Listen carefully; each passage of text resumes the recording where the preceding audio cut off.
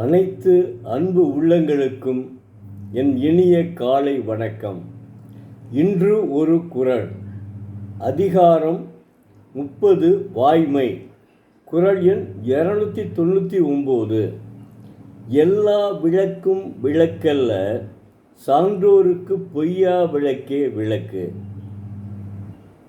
தெய்வப்புலவர் திருவள்ளுவர், புறத்து இருள் கடியும் உலகத்தார் விளக்குகள் எல்லாம் விளக்கு அல்ல, சான்றோர்க்கு விளக்காவது மனத்து இருள் கடியும் பொய்யாமையாகிய விளக்கே என்கிறார்.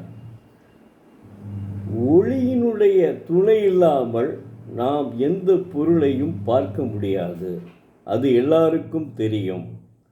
ஆனால் புற இருளை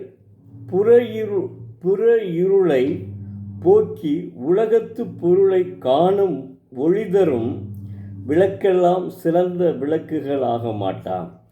அக இருளை போக்கி மெய்ப்பொருளை காண ஒளிதரும் பொய்யாமையாகிய விளக்கே சான்றோருக்கு சிறந்த விளக்காகும் என்கிறார்.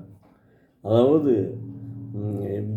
ஒளி தரக்கூடிய விளக்குகளெல்லாம் விளக்குகள் அல்ல, ஆனால் சான்றோர்களுக்கு, அதாவது சான்றோர்களுக்கு மெய்ப்பொருளை காண ஒளிதரும் பொய்யாமையாகிய விளக்கே விளக்கு என்கிறார்.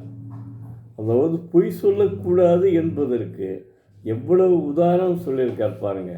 நாளைக்கு ஒரு குறள் சொல்லுவார், அதான் கடைசி குறள்.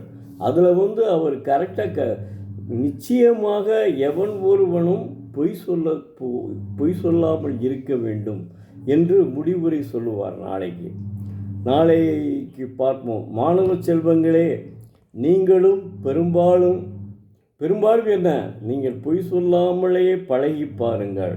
காரணம் ஏன்னா, உங்களுடைய கல்லூரி மாணவ பருவத்தில் எத்தனையோ சந்தர்ப்பங்கள் பொய் சொல்ல ஏற்படும். காரணம், அது விடலை பருவம்.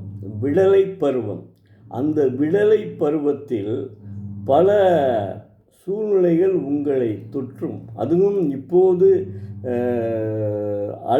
அலைபேசி இருப்பதால் அது ரொம்ப மோசமான சூழ்நிலையில் இருக்கிறது. அதனால் நீங்கள் என்ன செய்யணும்னா, பொய் சொல்லாமல் தாய் தகப்பனிடம், மாணவர்களும் சரி மாணவிகளும் சரி, தாய் தகப்பனிடம் பொய் சொல்லாமல், நான் இங்குதான் செல்கிறேன், இங்கு சென்று விட்டு இங்கு தான் வருகிறேன், வேறு எங்கும் டியூஷன் படித்தா டியூஷன் போகிறேன், டியூஷன் போயிட்டு வீட்டுக்கே வருவேன் அப்படின்னு சரியான ஒரு உண்மையை பேசிவிட்டால் உங்கள் வாழ்க்கையில் ஒழுக்கம் கெடாது. ஒழுக்கம் கெடாமல் இருந்தாலே நீங்கள் என்ன செய்வீங்க? நல்ல மார்க் எடுத்து தேர்ச்சி பெற்று ஒரு மாவட்டத்தினுடைய ஆட்சியாளராகவோ அல்லது ஒரு மிகப்பெரிய துறைகள் மருத்துவராகவோ ஆக வேண்டிய சூழ்நிலையில் இருப்பீர்கள். அதனால் தயவு செய்து அந்த பொய்யினால் என்னென்ன வருதுன்னு பாருங்கள். நீங்கள் பொய் சொல்லிட்டு போகிறதுனால ஒழுக்கம் கெடுது.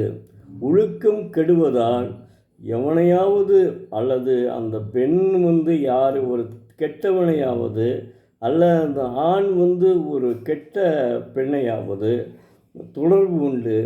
அதனால் வரும் விளைவுகளை சந்திக்க நேரிடும். எனவே மாணவ செல்வங்கள், தயவு செய்து பொய் சொல்லாமல் இருக்க பழகிக்கொள்ளுங்கள். அதுதான். ஏன்னா மகாத்மா காந்தி மாதிரி அவங்க ஹரிச்சந்திரன் புராணத்தை பார்த்து விட்டானே அவர் மாறிவிட்டார். அதன் மாதிரி நீங்களும் ஒழுகுங்கள். உங்கள் வாழ்க்கை ஒழுக்கத்தோடு இருக்கும். நன்றாக படிப்பீர்கள், நல்ல வாழ்க்கை வாழ்வீர்கள். நன்றி, வணக்கம். நாளை மீண்டும் ஒரு குறளோடு உங்களை சந்திக்கும் எழுத்தாளர் சோ. பரமசிவம், மதுரை.